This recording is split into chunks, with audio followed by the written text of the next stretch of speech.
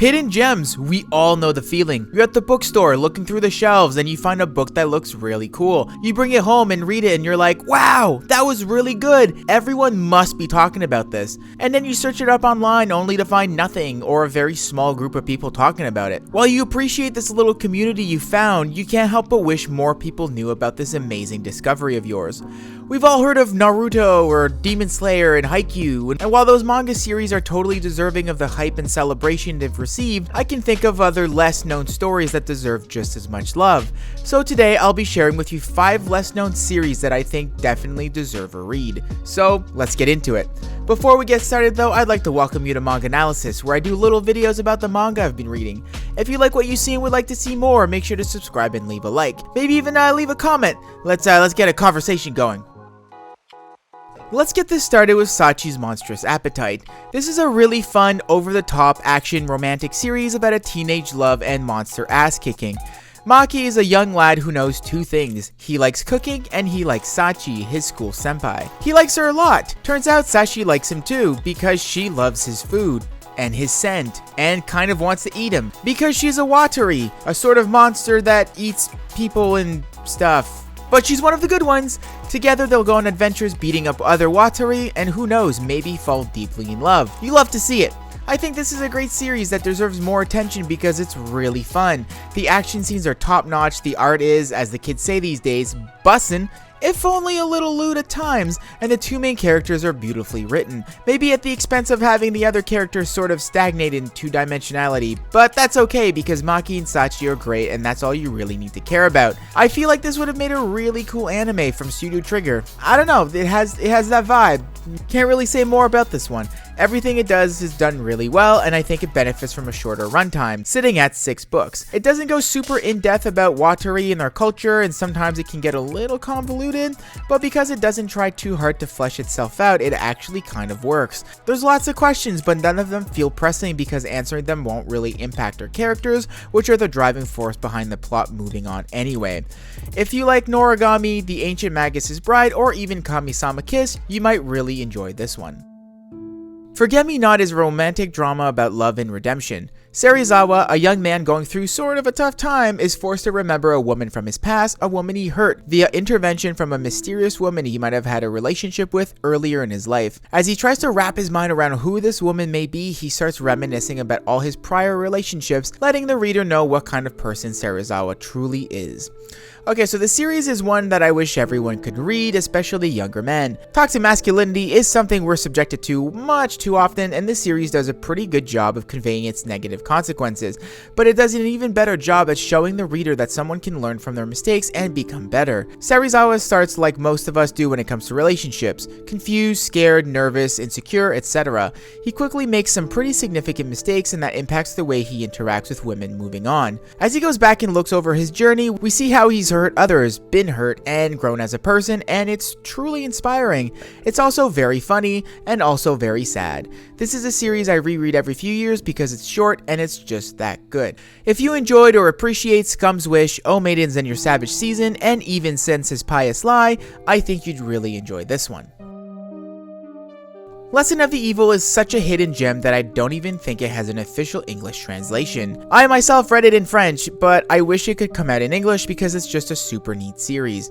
Hasumi is a high school teacher, loved by both the staff and his students alike. He thinks of himself as the guardian of the school, until he starts killing everyone and anything that gets in his way.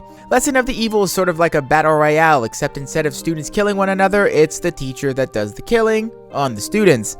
It's really fun, which sounds weird in succession, but trust me. My favorite thing about Battle Royale is when the protagonist isn't obvious. What I enjoy the most is trying to see who will survive.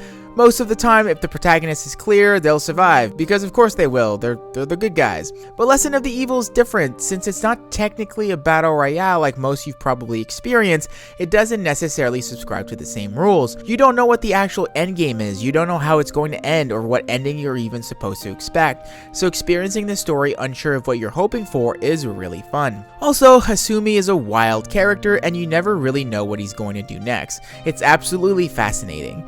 This series is for for fans of King's Game, Erased, and Persona 5, funny enough, specifically the Kamoshida arc. Kamoshida is pretty well a less cool version of Hasumi, if you think that serial killers can ever be cool, that is. The Dangers in My Heart is possibly the series I'm most surprised about its hidden gem status. It's been around for a bit, sitting at 7 volumes in Japan, and is even getting an anime, which actually looks super gorgeous. Yet, I've never heard anyone talking about it. The first time I heard of this series was actually at my local bookstore. They just so happened to have some copies. I haven't seen this one on social media, I haven't seen it in manga community platforms, and I haven't even seen it in manga haul videos. The Dangers in My Heart is amazing, and everyone should check it out. Well, I don't know, I think it's very good, and it's my new little obsession. The story follows Kyotaro, the most angsty teenager ever. He's convinced he's a serial killer in the making, a sociopath, wishing death on all his classmates. Really though, he's just super shy and awkward and isn't quite done going through his emo phase, which is fine, I've been there. This all changes when he finds himself interested in Yamada, the cool girl of his class. Early to paint her as just another simpleton, he starts plotting her death, as any self-respecting sociopath would, but then he realizes that she's actually kinda weird too, and that they might be more similar than he thought. The reason I love this series so much is because I can totally relate to this character. I was Kyotaro. I had the hair in my face, I was shy, awkward, I hated everything, and was especially shy when it came to the lady folk. Except I didn't have a Yamada to form a super cute relationship with, so good job Kyotaro, you're doing it, you're one step ahead of me. You're going to like the series if you enjoy Kubo Won't Let Me Be Invisible. Okay, seriously, they have like the same energy, which is why I'm so confused as to why one got so popular and the other one didn't. Komi Can't Communicate, and a tad of Don't Toy With Me, Miss Nagatoro. If The Dangers in My Heart was my biggest surprise hidden gem, Sheepishly Horn Witch Romy is my most expected hidden gem, because all of it screams hidden gem. It could become the most popular series in the world tomorrow and it would still feel like some niche little muffin that you need to protect from the world. Describing the plot of this series is difficult because in the span of only one book, it fluctuates and transforms into something else, leaving you with the feeling that the book was just a giant elaborate introduction to something even bigger. For all intents and purposes though, here's the bare bones synopsis. The whole world possibly has fallen asleep. Everyone is sleeping, and that's kind of just the way it is.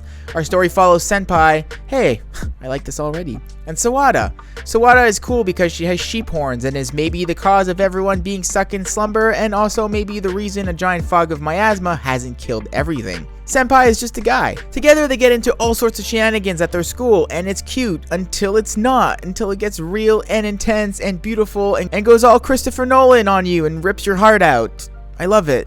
But seriously, I need y'all to know that this is so much more than just a series about a girl and a boy. It feels important. It feels like it's preparing itself to become something great, something people will talk about for a while, if people ever read it, that is. I implore you, if you can, check out the first book. You're in for something special, I promise. If that ain't enough to convince you, well, if you like Don't Toy With Me, Miss Nagatoro, Kubo Won't Let Me Be Invisible, Komi Can't Communicate, Girl's Last Tour, and you know what, Sachis Monstrous Appetite, then you'll definitely maybe like this one. Do it for yourself, chef. Well, there you go, 5 hidden gem manga series. Sure, some of these are probably more known than others, and you might have heard of all of them yourself, but these are series that I wish more people talked about, series that I genuinely think could make a lot of manga readers out there happy if given the opportunity to be read. Now, I'd like to hear from you. What are some of the series you're really into that you wish the rest of the world knew about? Any hidden gems you'd like to recommend? If so, please let me know in the comments below, for I'd love to know. I hope you enjoyed this little video, and if you did indeed enjoy it, consider subscribing. This was MangAnalysis, and I'll see you in the next one.